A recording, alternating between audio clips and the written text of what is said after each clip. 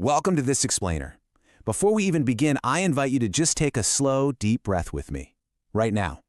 Because if you're tuning in today, there's a good chance you might be carrying around a very specific, quiet kind of exhaustion. You know the one. It's that hidden fatigue that doesn't come from a long day of physical work, but from the relentless daily pressure to constantly self-optimize. We are living in a world that basically teaches us to view ourselves as endless projects, forever stuck in a state of construction. But today, we're going to explore a radically different and honestly a deeply comforting philosophy from Unfolding Essence. Okay, let's dive into this. What if the deepest, most vulnerable parts of you simply don't need fixing? It's a simple question, but it fundamentally challenges the frantic gears of optimization we've all gotten so used to. Think about it.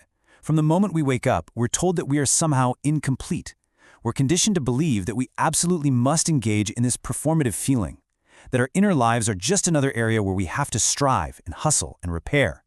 But what actually happens when we stop treating ourselves as problems to be solved? Well, right now we are absolutely inundated with what the source material brilliantly calls the marketing of the ought-to-be.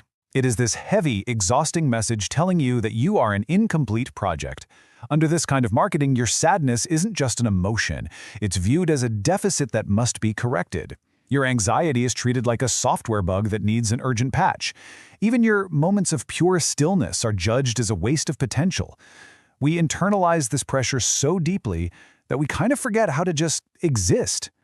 When we approach our inner lives with this intense, driving intent to fix ourselves, we inadvertently create a really exhausting internal schism. On one side, we have the fixer, this harsh internal judge holding the clipboard and the red pen ready to grade you. On the other side, we have the broken one, the part of us that is constantly being judged and found lacking. This tension keeps us in a state of perpetual performance. It's so pervasive, that even our mindfulness practices become just another task to excel at. We literally try to win at relaxing rather than just allowing a safe space to simply be. Now, what's really interesting about this is the history of the word itself.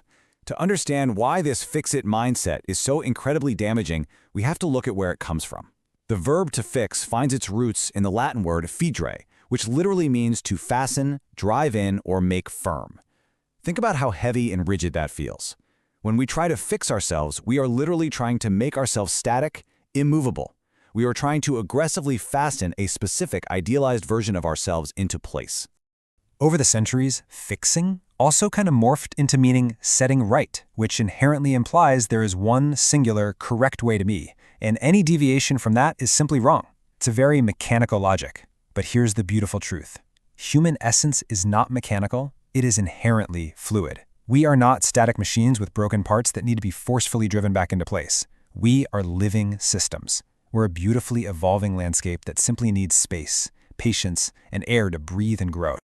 Let's bring this into a very real-world scenario that I'm sure many of us know intimately. The mirror of the morning. You wake up and immediately you feel that familiar tightening in your chest, the shallow breath, the racing mind, morning anxiety.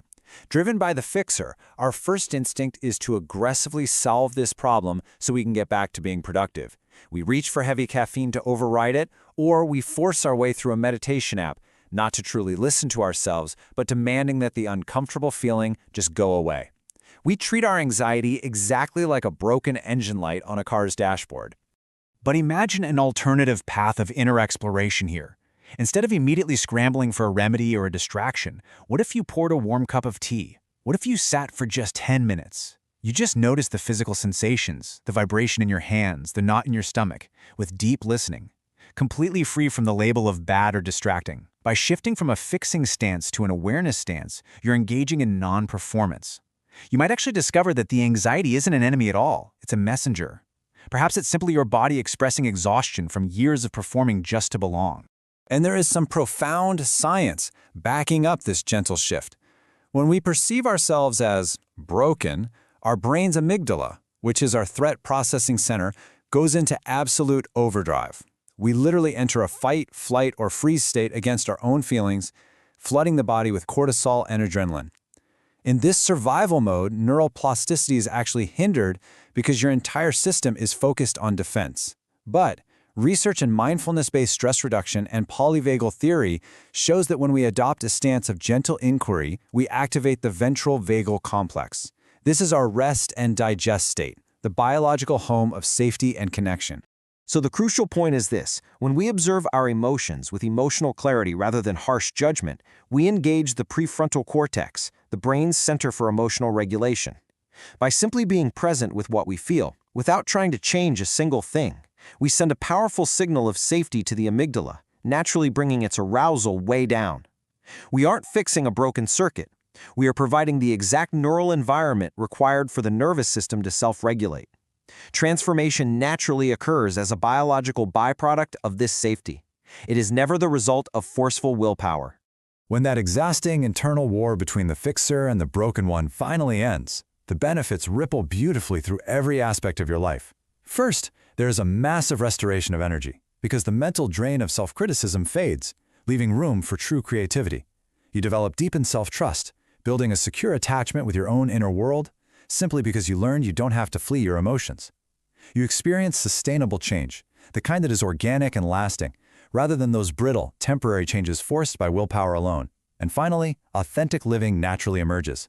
When you stop performing for yourself, the need to wear masks for others simply falls away. Let's move to how this builds into real, tangible action. How do we actually cultivate this presence? Well, we have 3 gentle practices for inner exploration: somatic labeling, the nothing to fix window, and breath as a witness. I want you to remember that these exercises are not designed to make you better or fix you. They are simply tools to help you bravely and softly stay with yourself. And this brilliantly illustrates our first step, somatic labeling. When you feel a very strong emotion, just pause. Instead of defining your whole identity by naming the emotion, like saying, "I am angry," describe the physical sensation instead. Say softly to yourself, "There is a heat in my chest," or "There is a tightness in my throat." This subtle shift engages your prefrontal cortex.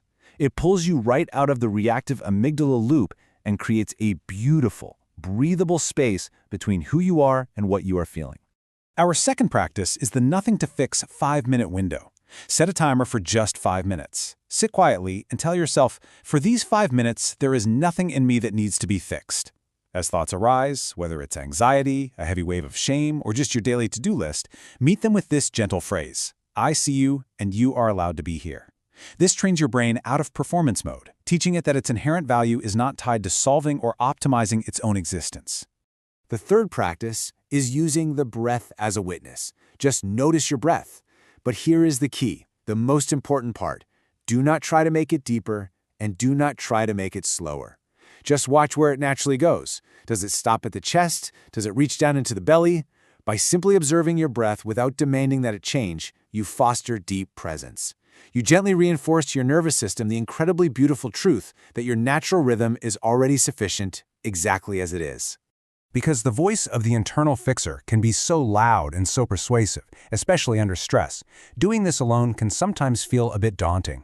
And this is exactly where the role of a coach can be profoundly helpful.